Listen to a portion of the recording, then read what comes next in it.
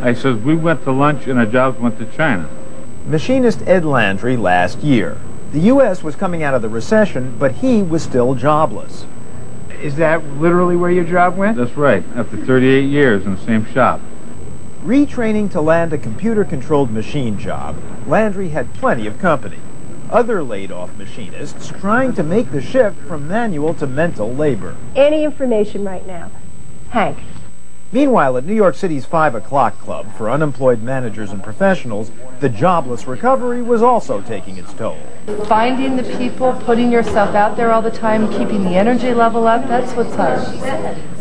You know, maintaining the belief in yourself. If you send out your resume on the internet and you don't get anything back, I mean, that's probably the worst kind of the rejection at all, because you don't even rank. I mean, please give me a no. I mean, I'll take a no at this point. But if last year the job hunt seemed as futile to the white-collar unemployed as it was to their blue-collar brethren, when we checked in with this group 1 year later, almost everyone had a job.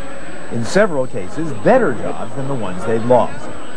That supports the new thesis of Frank Levy and Dick Murnane. Technology, like those computers behind them, the professors argue in a book, The New Division of Labor, is dividing jobs into two distinct camps. One with those who can be replaced by computers or foreign workers, and another camp with those who can't be. The basic message, I think, is that while the number of jobs is growing, there's a chunk of jobs in the $20 to $35 an hour range, a lot of blue-collar jobs and clerical jobs, that are really being taken over both by computerized work and also by offshoring. A key distinction is between the number of jobs and the mix of jobs. As we come out of the recession, the number of jobs will grow and we'll be back close to full employment again. But the key thing to remember is that the mix of jobs is changing quite dramatically for a variety of reasons, computerization at the core, and that trend will continue. So the jobs, for example, in manufacturing that are lost will not come back as we come out of this recession. Is it the computer that's threatening jobs or outsourcing? Computerization and outsourcing are working on the same jobs. To computerize a job, you have to be able to express the tasks in rules.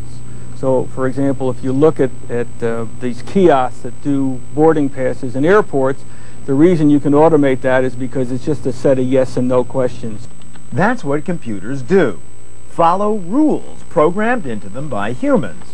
It's not much different, says Levy, for the offshore workers at those now famous Indian call centers.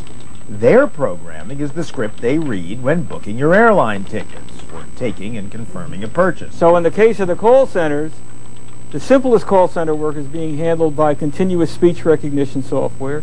The more complicated call center work is being handled by people sitting in Bangalore. It raises the question, are the Indian workers threatened? Yes, they are. Absolutely, they're threatened. There's high computer literacy, excellent internet connections, and the case of transcribing doctors' dictations, for instance, as touted in this PR video for a Pittsburgh firm that now sends those dictations to India. But probably not for much as computers become more sophisticated. Both in India and in this country, people are beginning to move to continuous speech recognition software to just transcribe those notes directly. So in some sense, it's the computer that's at the bottom of that food chain, and outsourcing is speeding up what the process is, but it's not the end of the line by any means.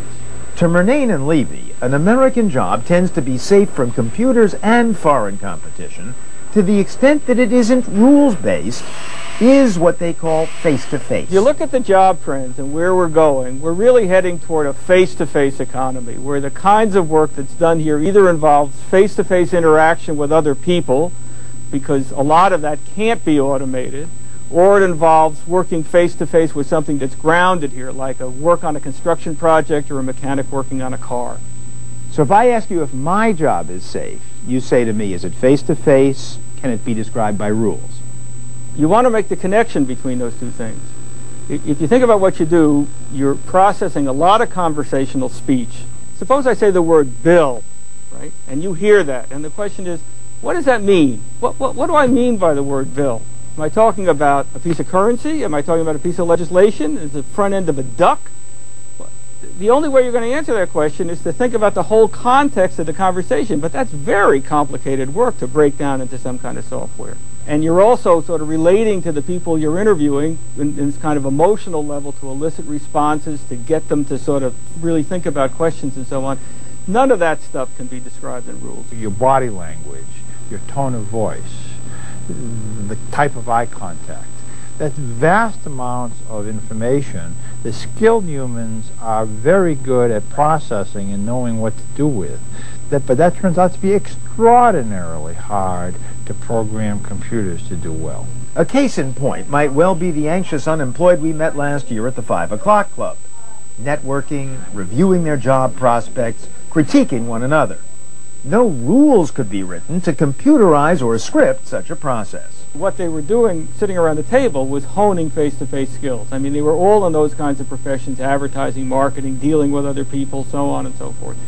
And what they were practicing at that table was the thing that eventually would get them all reemployed. The other part is it's the growth in those professional and managerial jobs.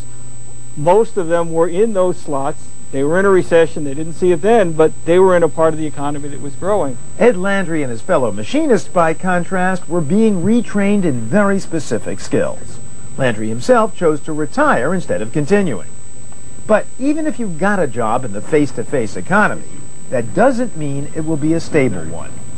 Job turnover in the United States is vastly higher than it is in other countries. So consequently, Americans need to be aware that they're going to have many jobs, and they need to cope with these transitions between jobs that are often tough for many people. If you look over the last 10 years or so, every 3 months about 7 million jobs are destroyed and about 7 million jobs are created. 7 million in a workforce of 135 million. That's right. So U.S. job turnover is huge in recessions and recoveries alike. But the longer range question is, what kind of jobs will we turn over into? Only 25% or so of Americans get a 4-year college degree. They are the ones learning the skills that computers and increasingly sophisticated foreigners can't do. But what are the job prospects of the other 75% of us?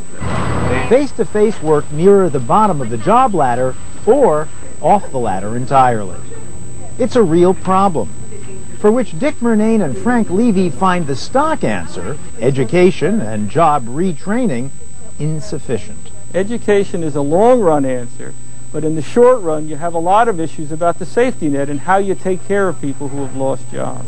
People who may not get other jobs anytime soon.